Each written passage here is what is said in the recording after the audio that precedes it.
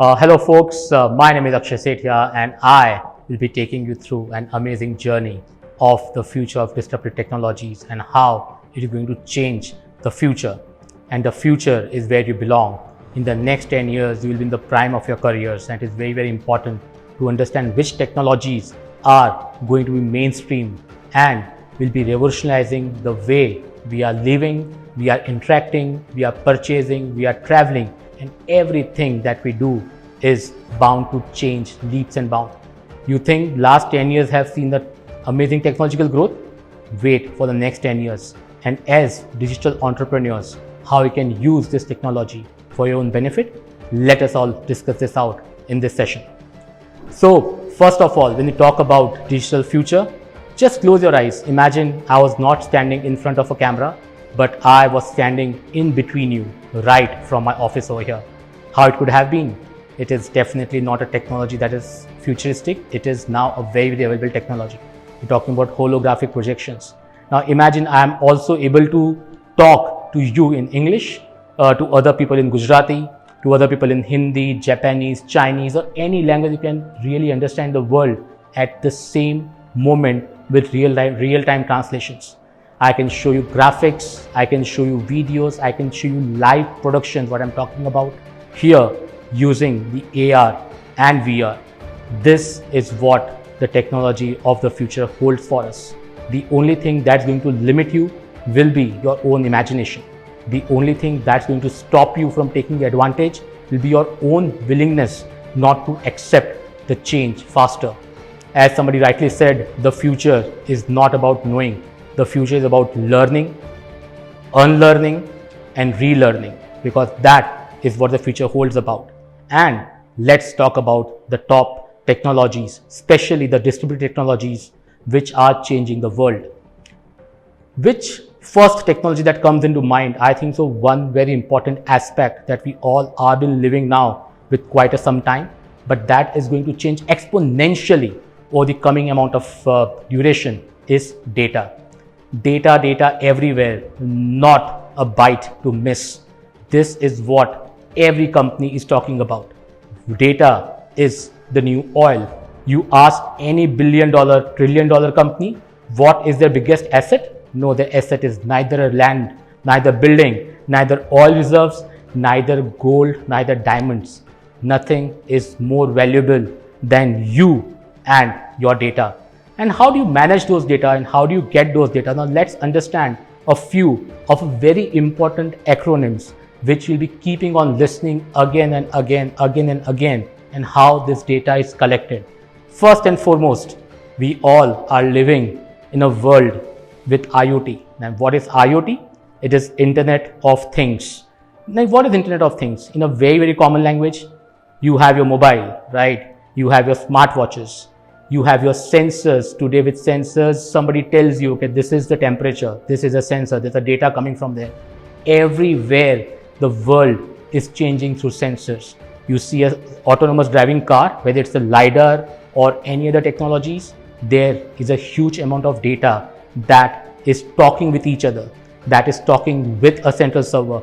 That is what Internet of Things is all about. Today, there are more than 20-30 billion devices, IoT devices in the world, which are going to go to nearly 500 billion IoT devices in the coming years. And what does that mean? It means tremendous amount of data that will be cultivated and generated on a nanosecond basis from across the world. You cannot even imagine the source of data, the pressure that you're walking with, the clothes that you're wearing, the car that you're driving, the way you are looking, your glasses, everything that you think is right now collecting data. And what is happening with the data? Because it's all about data. What is the data doing? First of all, this leads to the concept of big data. What is big data? Big data is as simple as it sounds. It is a huge amount of data. And what do you do with the data? There are tremendous technologies that you can work upon in how to use that big data.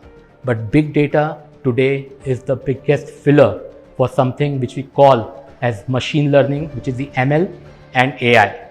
Machine learning and AI are the biggest disruptors of the coming age. We've been all talking about what does an intelligence mean? What does AI mean? What does ML mean? ML is machine learning. And what do you need to learn?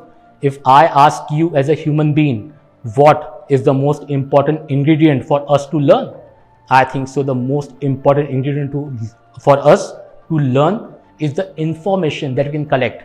Earlier we had no internet. We used to go to library, scout books, read newspapers, get those data. But today the entire world is having the same amount of opportunity. Whether you are in the center of Manhattan, sitting in Mica, or you are sitting in Jumri Talaiya, the amount of information that you have access to is a level playing field for all. And where does this information all come in? This entire information which is fed through a machine, and machine starts learning and taking decisions based on data, the machine becomes intelligent. And that is what we call as the AI, the artificial intelligence. You have been all seeing movies right from the Terminator days that yes, machines are going to take over humans. And we all thought, nah, this would be something which would not work in my lifetime. I am 100% wrong. This is going to work sooner than we ever expected. The reason for that is the kind of data that we are generating. The machines are getting smarter. Let me tell you a story of what machine learning and AI can do. It was always told, what is the epitome of human intelligence? What makes humans much more intelligent, or rather say humans and not machines? It was one, emotions. Second was intelligence. We were able to gather data from our surroundings and take intelligent decisions based on the surroundings. Second, we used to write poetry. We used to write prose. We used to play chess. Now this was something as known as epitome of human intelligence, was playing chess. Somebody as IBM Snapfish made sure that the chess was also a game that was played by computers. And they had beaten every big name over the years because they had recorded every single chess moves of all the grandmasters across the game they have played. So now when you're playing against a computer, especially Snapfish, what happens? Every move you take, they know 6 billion combination of next move to take against you. Man versus machine. But now that was not intelligence. It was algorithm. It was a step that you take, and based on the algorithm, okay, you have taken an X step, they'll take a Y, C4, C5. This is how it happens. With Google Alpha, Google's DeepMind project, it changed everything. They created a machine learning program, and 4 hours of teaching the basic rules of chess, they let it run and play with itself for the next 8 to 12 hours. And then it had a match with Snapfish, which had 6 billion plus own data to work upon. And guess what happened? It was a one-sided battle, and it read like 0 won, 78 draws and 28 losses by Snapfish. Google Alpha beat Snapfish by a huge margin. Why was that possible? Because Google Alpha learned new steps which were never ever recorded even by mankind. So intelligence is there. I'm talking about poetry. You give them a few words. Today one of the best poetries, best arts, the best music is done by machines. Best food, there is restaurant in New York which only serves you food. The entire recipe is created by AI. So AI is everywhere. And what feeds AI? What feeds AI is the data. So if you are looking into disruption, you need to understand how the data works, how the machine learning works, and how the AI engine is changing the way we behave and the way we're interacting. And with IoT, we are talking about driverless cars in Tesla, we are talking about drone deliveries, we are talking about everything. We are talking about you being followed by Amazon and Netflix. Why do you think Netflix always shows what you like? That's artificial intelligence. They know what you're looking for, what emotions really attract you. Why do you think Facebook and Instagram are able to capture the right ads for you? It's all again AI and ML. Why do you think Amazon shows what products would be the best suited for you and you will be tempted to buy that product? That's again AI. And that is what is changing the world for all of us. We are not here as a human piece anymore. We are all as a part of data. and the importance is how we can utilize that data. So that's how the major disruption that's going to come to you guys in the future will be through IoTs. The amount of data, sheer amount of data has been generated by machines, the things around us, by us on social media platforms, by driving, by any action that we take. And that action's been fed to machine through machine learning and AI is what we're talking about. So this is one area we need to look upon. Now, with AI, what's the most important part of it? One of the most important part we're talking about over here is the computing power. To handle this amount of data, we already have tremendous amount of computing power. When Alan Turing created the machine in the Second World War to decipher the codes of Germans, it was an amazing machine and they won the World War only because of that first computer. Now turn it to the Apollo mission where they landed the people on moon. It technically and theoretically had less computing power than the mobile phone that we use on a daily basis.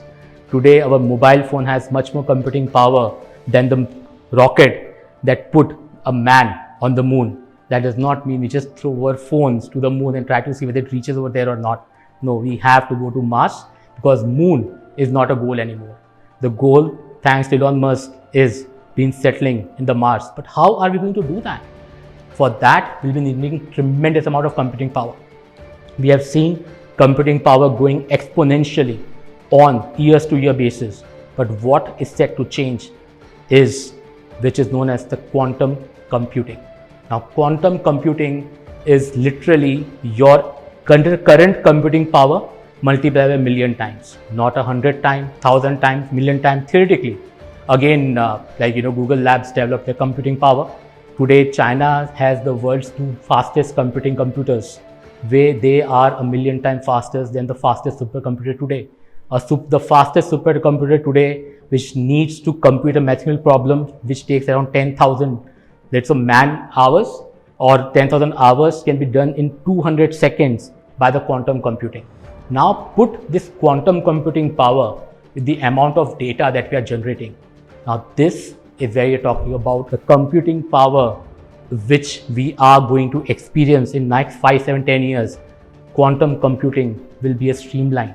Now imagine quantum computers driving cars, quantum computers driving drones, quantum computers driving robots, and with much more data analytics done at a much more faster pace. We are talking about instant results in whatever we want. We are talking about much better and much more crisper results.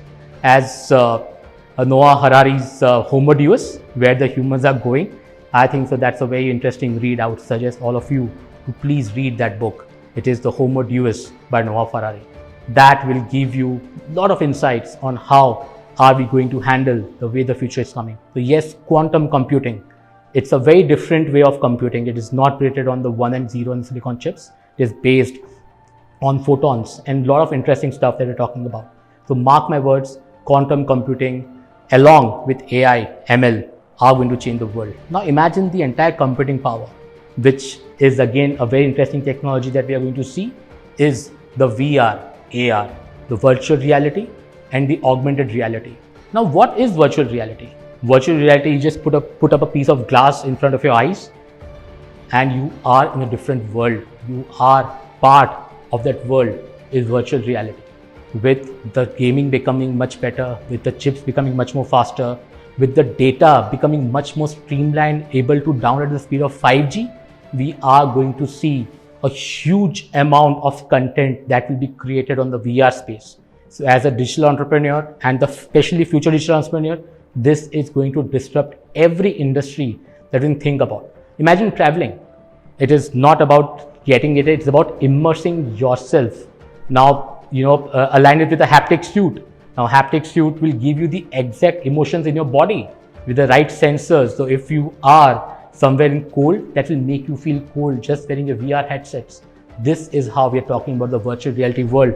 Imagine playing your Minecraft or PUBG in a way where you are really participating inside rather than sitting in front of a computer.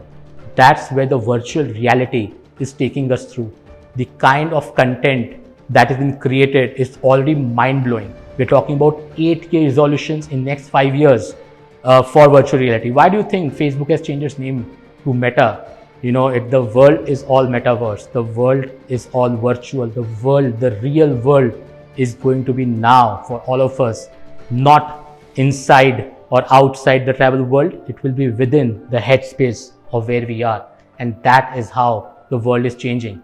But yes, with VR, a very interesting thing that's really shaping up is the AR. AR is what? AR is augmented reality. Now, what is augmented reality? Reality that you can see in front of you. There's nothing over there, but you actually see in front of you.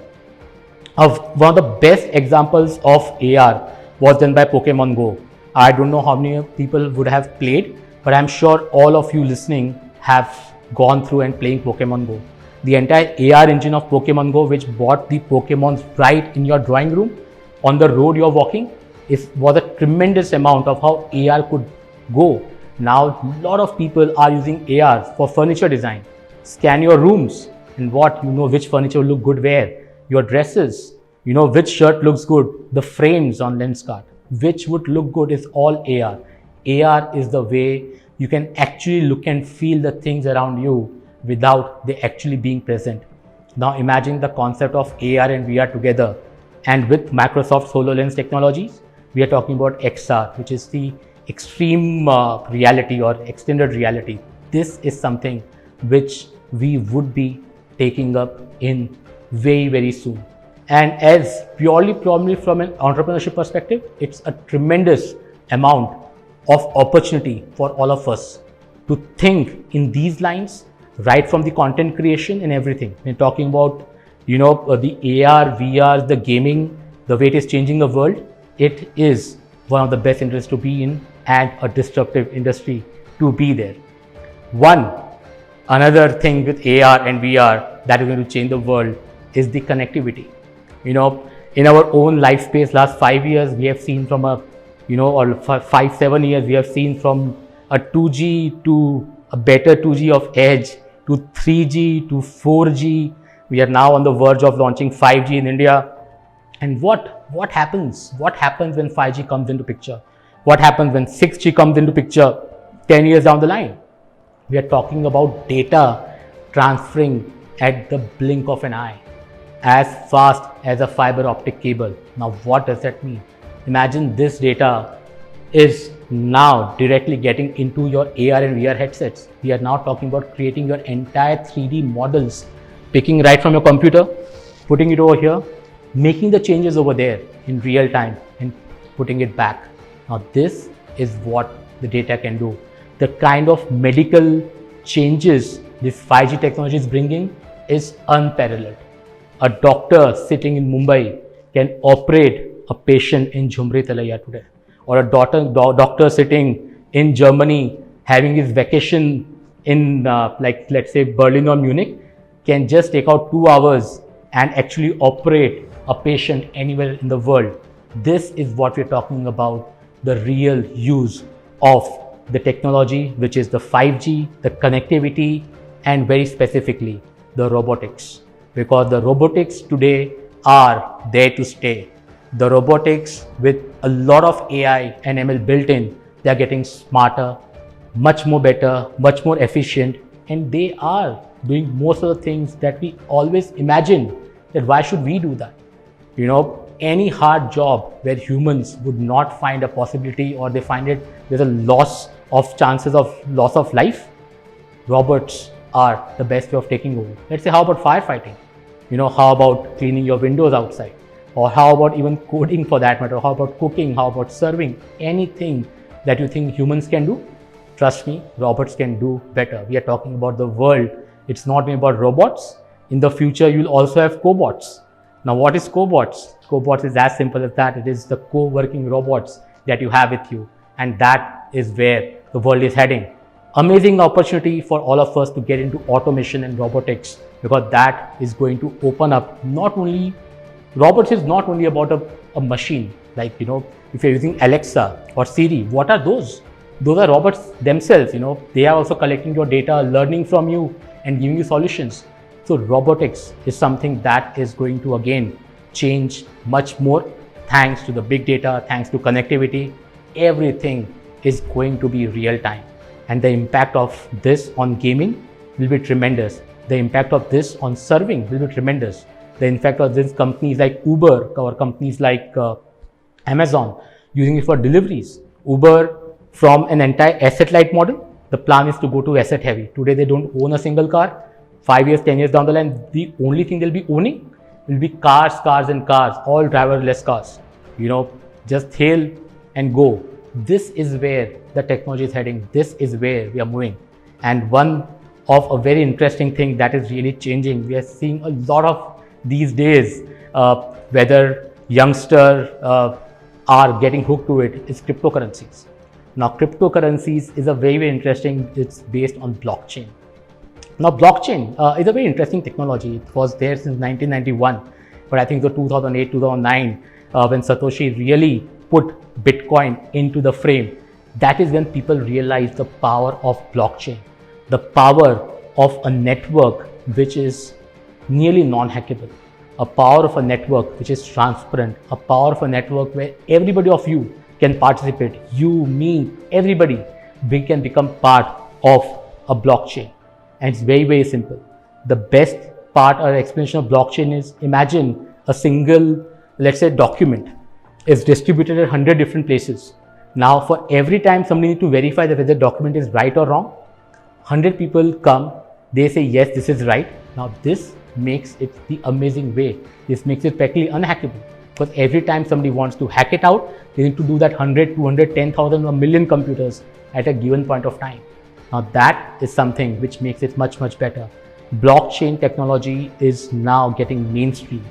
It was more of a dream, started with cryptocurrencies and all the stuff, but now governments are implementing blockchains.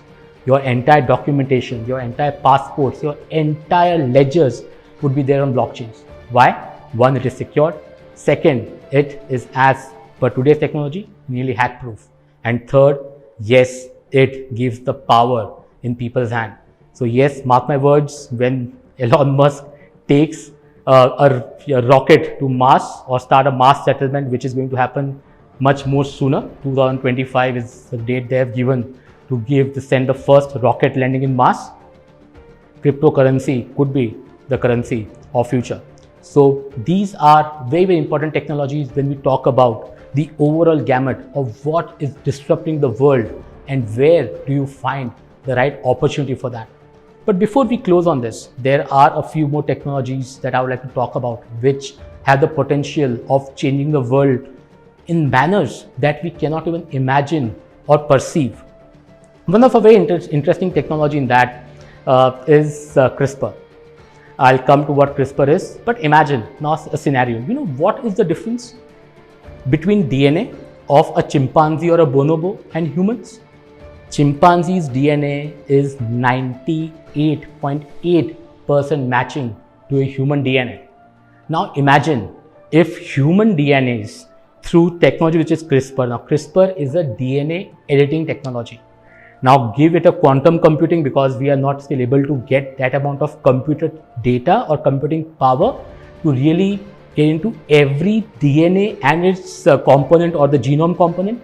But with a lot of computing power, we'll be able to get into that. Now what we're talking about? We're talking about the future people. We're talking about babies which would have no illnesses. They'll be much more sharper, much more brighter. They would be of a certain height, certain body. As I put it, they would be, let's say, 1.2% better than us. Now where does that brings us to? That means we would be the chimpanzees for the future humans. Is it what we're talking about? It could be, it could not be. But CRISPR is one technology you should reach about, because the future is all about biohacking. The future is all about recreating the earth to make it much more better. You have all seen Jurassic Park. What was Jurassic Park? Jurassic Park was what CRISPR is all about. That was a theory that they thought. CRISPR is making that a reality. Today, if you want to know the genome sequencing of your own DNA, it was a very, very costly affair. $20,000 would take a sequence for you to do that. But future, mark my words, if you want to be an entrepreneur, a biology hacking would be a tremendous amount of technology that will put into it. Today, you can get your own DNA genomes done for as low as $100. and you would know what are the points that you should take care of, what are the illnesses that your DNA has the liberty of picking it up from anywhere. Now, this is what we are talking about in the way the world is changing. So this is a very, very interesting world that we are living about. But last and not the least, I would want to talk of a technology which is one of my favorites, and that is 3D printing. 3D printing has the impact which is going to change everything that we ever thought for. In a lecture a couple of years back, I was talking about the world of manufacturing is moving towards manufacturing of inks. We call it additive material, which is known as the AM. Different sort of inks is what I'll produce. So tomorrow, if you are producing a component for a machinery, you don't need to manufacture the component. You need to design that component and just sell that design online, and people can buy the ink and print at their own home using a 3D printer. Now, what are the possibilities of a 3D printer? Today, what are people printing using a 3D printer? People are printing houses. There are entire village that has been printed using a 3D printer. Entire village. Entire building in China has been done using 3D printer. You are printing body parts today. We are on a verge where we'll be printing hearts, we'll be printing brains, any tissue that you're talking about will be printed using 3D printing. Imagine somebody is on Mars and they don't have a component over here. Now you cannot send an entire rocket over there. You just 3D print the entire rocket then and there itself in Mars. What you need is just the right 3D printers. And this is how the entire manufacturing, this is how the entire design, this is how the entire outlook of how the things would be created changes drastically. We're talking about 3D printers that are going at microscopic levels and skin grafting. Like today, it's a very, very common way where you print your own skins. Doctor prints skins today so that I can just graft that, print that screen and put it instead of taking it from somewhere else. Now, this is what we're talking about. We are talking about technologies which are going to shape and disrupt everything that we've thought about till now. And these are the technologies which will be in forefront. So just, my friends, we all are living in a world which is getting exciting day by day. We are part of a revolution where we can either be on the sidelines, seeing people take advantage of the entire revolutions, or we can be in it with our entrepreneurship, with our own contribution, and be the part of how the world is changing. Because as you guys are taking up the entire center stage for the coming 10 years, it is time to hone your skills, understand these technologies, and be a part of the revolution. So thank you once again. This has been tremendous. My name is Akshay Sethia, and looking forward to interact with you very, very soon. Thank you very much.